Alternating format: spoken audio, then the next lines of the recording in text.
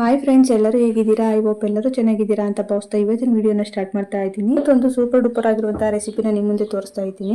ನಾನು ಇವತ್ತು ಮಖಾನ ರೆಸಿಪಿನ ಟ್ರೈ ಮಾಡಿದ್ದೆ. ಸೊ ಈ ಮಖಾನ ಅಂದ್ರೆ ಏನಪ್ಪಾ ಅಂದ್ರೆ ಇದನ್ನ ಲೋಟಸ್ ಸೀಡ್ಸ್ ಅಂತ ಕರೀತಾರೆ, ಹಾಗೆ ತಾವರೆ ಬೀಜ ಮತ್ತೆ ಫೂಲ್ ಮಖಾನ ಅಂತೆಲ್ಲ ಕೂಡ ಕರೀತಾರೆ. ಇದನ್ನ ಲೋಟಸ್ ಸೀಡ್ಸ್ ನಲ್ಲಿ ಏನೆಲ್ಲ ಪ್ರಯೋಜನಗಳಿವೆ ಮತ್ತೆ ಯಾವ ರೀತಿ ಬೆನಿಫಿಟ್ಸ್ ನಮಗೆ ಇದೆ, ಮತ್ತೆ ಎಲ್ಲಿ ಸಿಗುತ್ತೆ ನಮಗೆ, ಹಾಗೇನೆ ಎಷ್ಟು ಸೇವಿಸಬೇಕು, ಹಾಗೆ ಏನೆಲ್ಲ ರೆಸಿಪಿಗಳನ್ನ ಮಾಡ್ಕೋಬಹುದು ಅಂತ ಕೂಡ ಈ ವಿಡಿಯೋದಲ್ಲಿ ನಿಮಗೆ ತಿಳಿಸ್ಕೊಡ್ತೀನಿ. ಈ ವಿಡಿಯೋನ ಸ್ಟಾರ್ಟ್ ಮಾಡೋಣ ಬನ್ನಿ ಫ್ರೆಂಡ್ಸ್. ಅದಕ್ಕೂ ಮೊದಲು ಯಾರೆಲ್ಲ ನನ್ನ ಚಾನೆಲ್ನ ಫಸ್ಟ್ ಟೈಮ್ ನೋಡ್ತಾ ಇದ್ದೀರಾ ಪ್ಲೀಸ್ ಸಬ್ಸ್ಕ್ರೈಬ್ ಮಾಡ್ಕೊಂಡು ನೋಡಿ. ಹಾಗೆ ನಾನು ಹಾಕುವಂತಹ ಮುಂದಿನ ವಿಡಿಯೋಗಳ ನೋಟಿಫಿಕೇಶನ್ಗಾಗಿ ಪಕ್ಕದಲ್ಲಿ ಕಾಣ್ತಿರುವಂತಹ ಬೆಲ್ ಬಟನ್ ಕ್ಲಿಕ್ ಮಾಡೋದನ್ನ ಮರಿಬೇಡಿ.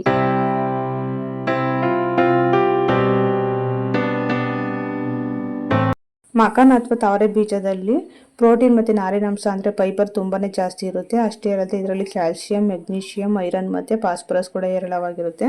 ಈ ಮಖಾನ ನೋಡ್ಲಿಕ್ಕೆ ಯಾವ ರೀತಿ ಇರುತ್ತಪ್ಪ ಅಂದರೆ ನಾವು ಬೆಂಡು ಅಥವಾ ಥರ್ಮಕೋಲ್ ಅಂತ ಹೇಳ್ತೀವಲ್ಲ ಆ ರೀತಿ ಇರುತ್ತೆ.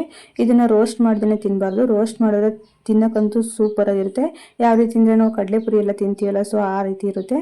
ಇದನ್ನ ರೋಸ್ಟ್ ಮಾಡೋಕೆ ಮೊದಲು ಯಾವ ರೀತಿ ಇರುತ್ತೆ ಅಂದರೆ ನಾವು ಕಡಲೆಪುರಿ ಎಲ್ಲ ಮೆತ್ತಗಾದಾಗ ತಿಂದಾಗ ಯಾವ ರೀತಿ ಇರುತ್ತೆ, ಸೊ ಆ ರೀತಿ ಇರುತ್ತೆ. ಇವಾಗ ಈ ಮಖಾನಗಳನ್ನ ಚೆನ್ನಾಗಿ ರೋಸ್ಟ್ ಮಾಡಿ ಡ್ರೈ ರೋಸ್ಟ್ ಮಾಡಿ ಎತ್ತಿಟ್ಕೊಂಡಿದ್ದೀನಿ. ಹಾಗೆಯೇ ಆಗಿನೂ ಕೂಡ ತಿನ್ಬೋದು. ಡ್ರೈ ರೋಸ್ಟ್ ಮಾಡಿರ್ತೀವಲ್ಲ ಅದನ್ನು ಕೂಡ ತುಂಬಾ ಚೆನ್ನಾಗಿರುತ್ತೆ.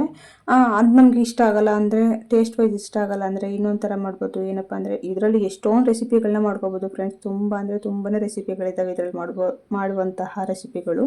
ನಾನಿವಾಗ ಒಂದು ಬಾಣಲಿಗೆ ಒಂದು ಸ್ವಲ್ಪ ತುಪ್ಪನ ಹಾಕ್ಕೊಂಡು ಅದಕ್ಕೆ ಸ್ವಲ್ಪ ಖಾರದ ಪುಡಿ ಅಂದರೆ ಅಚ್ಚ ಖಾರದ ಪುಡಿ ಮತ್ತು ಸ್ವಲ್ಪ ಗರಂ ಮಸಾಲ, ಹಾಗೆಯೇ ಒಂದು ಸ್ವಲ್ಪ ರುಚಿಗೆ ಎಷ್ಟು ಬೇಕೋ ಅಷ್ಟು ಉಪ್ಪನ್ನು ಹಾಕ್ಕೊಂಡು ಚೆನ್ನಾಗಿ ರೋಸ್ಟ್ ಮಾಡಿಬಿಟ್ಟು ಇವಾಗ ಇದಕ್ಕೆ ಮಖಾನಗಳನ್ನ ರೋಸ್ಟ್ ಮಾಡಿದ್ವಲ್ಲ ಮೊದಲೇ ಆ ಮಖಾನಗಳನ್ನ ಹಾಕ್ಕೊಂಡು ನೀಟಾಗಿ ರೋಸ್ಟ್ ಮಾಡ್ಕೊಳ್ತಾ ಇದ್ದೀನಿ. ಈ ವೆಯ್ಟ್ ಲಾಸ್ ಮಾಡ್ತೀವಿ ಅಂತ ಹೇಳ್ತಾರಲ್ಲ ಅವರು ಇದನ್ನು ಈವ್ನಿಂಗ್ ಸ್ನ್ಯಾಕ್ಸ್ ಆಗಿ ತೊಗೋಬೋದು.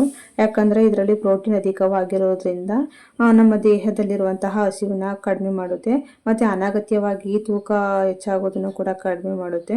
ಮಖಾನ ಪೋಷಕಾಂಶಗಳ ಆಧಾರವಾಗಿದ್ದು ಪ್ರತಿನಿತ್ಯ ಸೇವಿಸೋದ್ರಿಂದ ಅನೇಕ ಆರೋಗ್ಯ ಪ್ರಯೋಜನಗಳನ್ನ ಪಡಿಬೋದು ಅಂತಲೇ ಹೇಳ್ಬೋದು. ಈ ರೆಸಿಪಿನ ನಾವು ಈವ್ನಿಂಗ್ ಸ್ನ್ಯಾಕ್ಸ್ಗೆ ಜಸ್ಟ್ ಒಂದು 2 ಮಿನಿಟ್ಸ್ನಲ್ಲೇ ರೆಡಿ ಮಾಡ್ಕೋಬೋದು.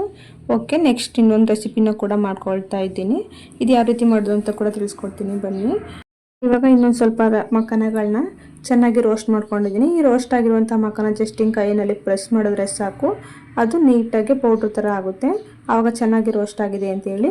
ಮತ್ತು ಇದಕ್ಕೆ ಸ್ವಲ್ಪ ಕಡಲೆ ಬೀಜಗಳನ್ನ ಕೂಡ ಹುರಿದು ಎತ್ತಿಟ್ಕೊಳ್ತಾ ಇದ್ದೀನಿ. ಚೆನ್ನಾಗಿ ಕಡಲೆ ಬೀಜಗಳನ್ನ ರೋಸ್ಟ್ ಮಾಡಿಬಿಟ್ಟು ಇದರಲ್ಲಿರುವಂಥ ಸಿಪ್ಪೆ ಎಲ್ಲ ತೆಗೆದು ಇದನ್ನು ಮಿಕ್ಸಿನಲ್ಲಿ ಪೌಡ್ರ್ ಮಾಡಿ ಎತ್ತಿಟ್ಕೊಂಡಿದ್ದೀನಿ.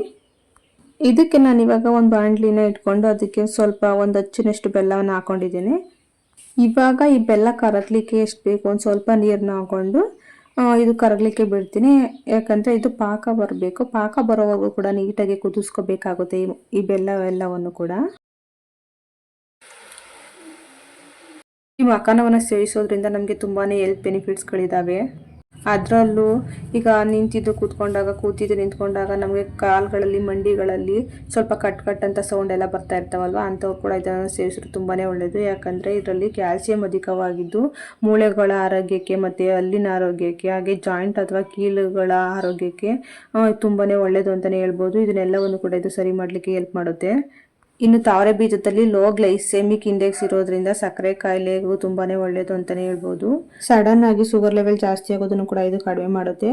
ಇನ್ನು ಫ್ಯಾಟಿ ಲಿವರ್ ಸಮಸ್ಯೆ ಇರುವಂತಹವರು ಕೂಡ ಇದು ತುಂಬಾನೇ ಒಳ್ಳೆಯದು ಅಂತಲೇ ಹೇಳ್ಬೋದು. ಇದರಲ್ಲಿ ನಾರಿನಾಂಶ ಜಾಸ್ತಿ ಇರೋದ್ರಿಂದ ನಮ್ಮ ಡೈಜೆಸ್ಟಿವ್ ಸಿಸ್ಟಮ್ ಕೂಡ ಚೆನ್ನಾಗಿರುತ್ತೆ.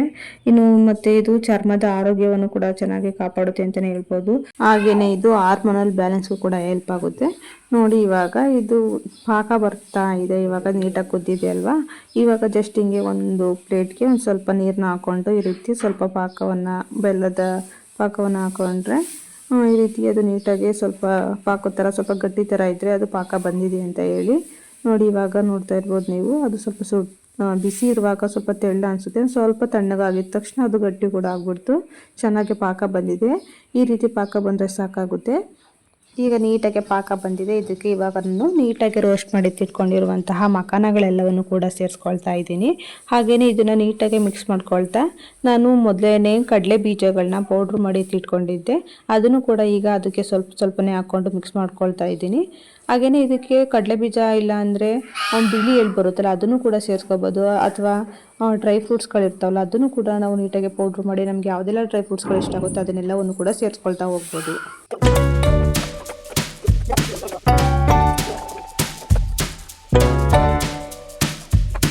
ಇನ್ನು ಇದನ್ನು ಎಷ್ಟು ಸೇವಿಸಬೇಕಪ್ಪ ಅಂತ ಹೇಳೋದಾದರೆ, ಒಂದು ದಿನಕ್ಕೆ ನಮ್ಮದು ಒಂದು ಕೈ ಹಿಡಿಯಷ್ಟು ಸೇವಿಸಿದ್ರೆ ಸಾಕಾಗುತ್ತೆ. ಇದನ್ನು ನಿಯಮಿತವಾಗಿ ಸೇವಿಸೋದ್ರಿಂದ ಅನೇಕ ಆರೋಗ್ಯ ಪ್ರಯೋಜನಗಳನ್ನ ಪಡ್ಕೋಬೋದು. ಹಾಗೆಯೇ ಅತಿಯಾದರೆ ಅಮೃತನ ವಿಷ ಅಂತ ಹೇಳ್ತಾರಲ್ಲ, ಸೊ ಹಾಗಾಗಿ ಆದಷ್ಟು ಲಿಮಿಟ್ನಲ್ಲಿ ಇದ್ದರೆ ತುಂಬಾ ಒಳ್ಳೆಯದು. ಇನ್ನು ಇದು ಎಲ್ಲೆಲ್ಲಿ ಸಿಗುತ್ತೆ ಅಂತ ಹೇಳೋದಾದರೆ, ಆಲ್ಮೋಸ್ಟ್ ಇದು ಲೋಟಸ್ ಸೀಡ್ಸ್ ಅನ್ನೋ ಅಂಥದ್ದು ಡ್ರೈ ಫ್ರೂಟ್ಸ್ ಸ್ಟೋರ್ಗಳಲ್ಲಿ ಮತ್ತು ಮಾಲ್ ಹಾಗೆ ಸೂಪರ್ ಮಾರ್ಕೆಟು ಮತ್ತು ದಿನಸಿ ಅಂಗಡಿಗಳಲ್ಲೂ ಕೂಡ ಸಿಗುತ್ತೆ ಅಂತ ಹೇಳ್ತಾರೆ.